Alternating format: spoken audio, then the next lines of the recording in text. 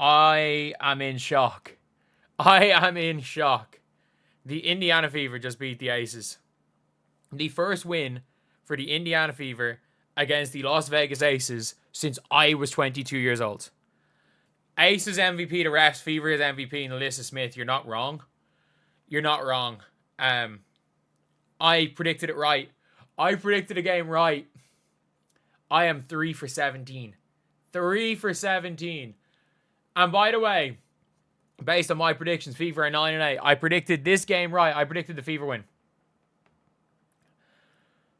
I predicted the Fever to win this game.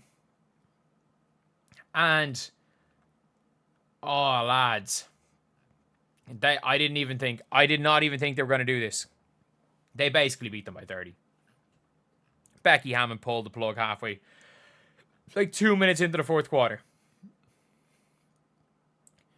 She pulled the plug so early. Like, Kirsten Bell was in the game with 6 minutes to go. I have never seen Becky Hammon, like, she pulled the plug so early. People saying, am I sure I predicted a win? You can watch the start of this stream. The Aces, the only player you can't blame for the Aces was Angel Wilson.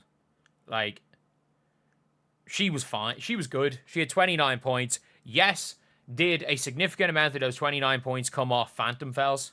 Yes. Like, of her 13 free throws, I'm not joking. I think she was fouled once. And that foul was not even given as was not even a shooting foul. It was not even a shooting foul. Like, she kind of bumped into Aaliyah Boston on a jump stop and then landed and then shot a fadeaway jump shot with Aaliyah nowhere near her. And because of the foul and the bump, somehow shot free throws. It was a weird one.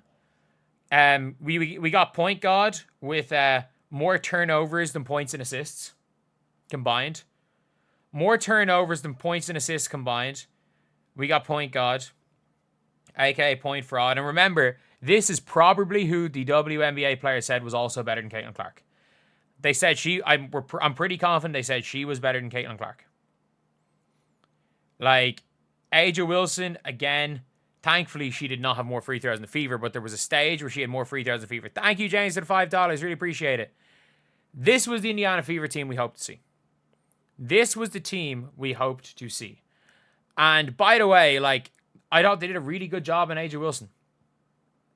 It was just a case where if you looked at Angel Wilson, it was a foul. And Angel made all her free throws. I thought they did a really, really good job on Angel Wilson today.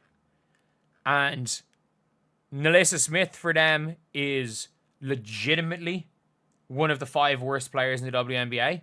Again, she had more fouls than points and almost made turnovers as points.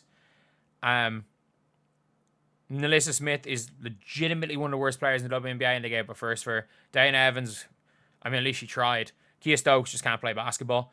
And Jackie Young had a bad game. Jewel Lloyd is one of the 10 worst starters in the entire WNBA, and she's getting paid a max contract. Whatever about RGM, who I don't think did the greatest job in the world, holy moly, like, the Aces not even having a GM was an absolute disaster. An absolute disaster what the Aces did. For the Indiana Fever, their defense was huge. Was absolutely huge. Like, I have to say, this is the best defense I've seen Indiana Fever play. I think when it came to the Lynx, I think the Lynx missed a lot of really good shots. If we're being honest, the Lynx missed an awful lot of really, really good shots. There's a big difference in those two games, and the difference is the Lynx missed a lot of open shots. But the Indiana Fever, the Aces didn't get any good shots. The Aces did not get good shots at all.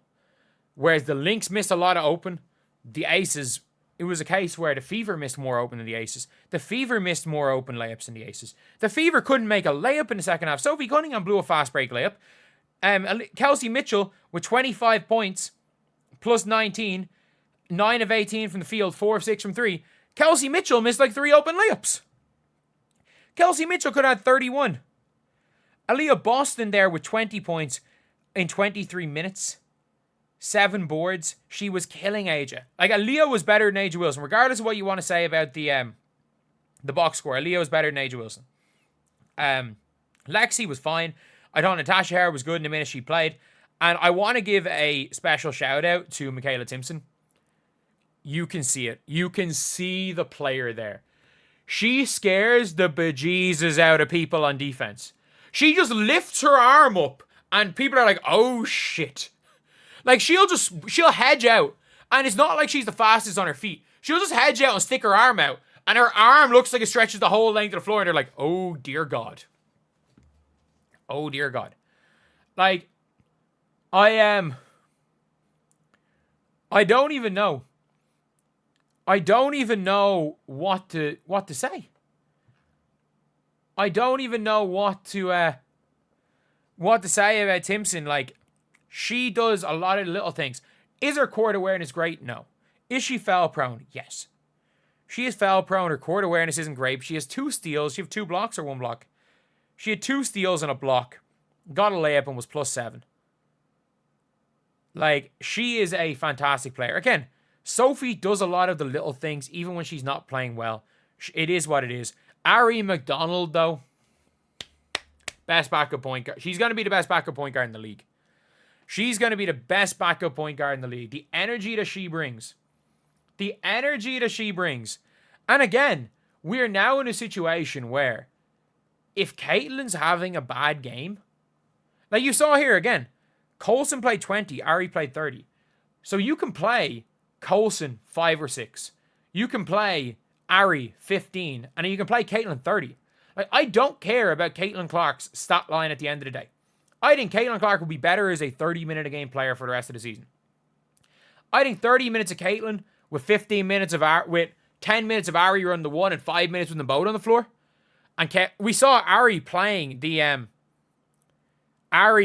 Kelsey Mitchell role when her and Colson were on the floor, and it was working. It was working. Like, defensively, Lexi Hull's effort again is just crazy. Like, she has 0 steals, but how many forced turnovers from offensive fouls? Aaliyah did a really good job, I felt, on A'ja. Ari's tenacious. I thought Sophie did a really good job on defense. Michaela Timpson's good on defense. Sid Colson was cooking Nalissa Smith. And honestly, like, this game changed. I know the Fever had a little bit of a lead early, but the game really changed when Nalissa Smith went into the game. And the Indiana Fever, what they were doing to Nalissa Smith in that game, I genuinely think may have violated the Geneva Convention. They attacked Nalissa Smith every possession. Every possession, they attacked Nalissa Smith. They, like, Nalissa was being, like, it didn't matter who Nalissa Smith was being guarded by. They were like, you're good one-on-one. You're good one-on-one. We don't mind. We don't mind. And on the defensive end, everything was attacking Nalissa. Like, Sid Colson was treating it like it was a layup line when Nalissa Smith was on the floor. She drove in for a layup and hesitated a second because she knew Nalissa Smith wasn't going to help over. So she got whoever was strong side pinched down and recovered. The help was meant to go from Nalissa, and she was like, no, layup. Next possession, she comes off a pick and roll, wide open, midi. A couple of possessions later, wide open from 3. It was crazy. Like, it was crazy what the Indiana Fever did. And a lot of people are like, they're better without Caitlin Clark. Lads, the Indiana Fever lost to the Connecticut Sun, the Washington Mystics, and the LA Sparks. The Indiana Fever have not lost. Actually, I was about to say to a sub-500 team, but the Aces are now sub-500. The Fever have lost to one sub-500 team. I mean this when I say this. The Aces, or the Fever, outside of the Commissioner's Cup, without Caitlin Clark, have not beaten a +500 team. They haven't. They haven't. The Aces with Caitlin Clark have beaten the Storm, Dream, and Liberty. So I don't want to hear the Fever are better. Did I say Ace? The Fever. The Fever are better without Caitlin Clark. But what I do want to hear is the Fever are a damn good team are becoming a damn good team without Caitlin Clark. Their defense is improving. Their hustle is improving. When Caitlin comes back to this team, like, they are now in a situation where they can beat anybody without Caitlin Clark. They've shown they can beat anyone. And by the way, the Aces stink. The Aces stink. And do you want to know what I really enjoyed with that game? We saw it in the third quarter when the Aces made a bit of a comeback. The Fever didn't change how they were playing. They were just missing shots. And that is the scariest thing. The Fever had been, when they were losing those leads, they were changing how they were playing. The Fever did not change how they were playing. They did not change how they were playing. And that is one of the most important things. That is the most important things. Like, being an adaptable coach is a big thing. And it's clear, Stephanie White, it is, we are trying to win by 30 instead of holding on to a lead. We don't care. KK, you're playing now. Bree Turner, you're not. She has made changes to the team. Did it take her too long to make those changes? Hell yeah. But she is at least now making changes to the team that are going to help them throughout the year. And if you would have told me AJ Wilson was going to have an efficient 29 points, I would have said, okay, yeah, it's over. Yeah, it's over. But like, man, the Indiana Fever, they are going to be so good when Caitlin Clark comes back. They're going to be so good when she comes back. And the fact is that they are still able to grind out wins. And by the way, they just out-hustled the Aces. The Aces did not look like they want to be there. They did not look like they want to be there. They didn't look like it. And that game is one of those things where if you are Emma Messaman, if you are her, you're looking at this team going, okay, maybe I'm coming here. Although if I'm her, I'm like, I'm going to the Mercury so I can start. But like, that is the thing. You are looking at this situation now, like, yeah, I would consider that. And someone's saying, she'll be a bit out of step with the others. And that's fine. Because if Caitlin's a bit out of step with the others, you play her 25 minutes. You give Ari 20 minutes. You split her minutes with Ari. Because let's be honest, there's no version of Caitlin Clark that is going to be worse than Sydney Colson is. Will they be champions with Caitlin?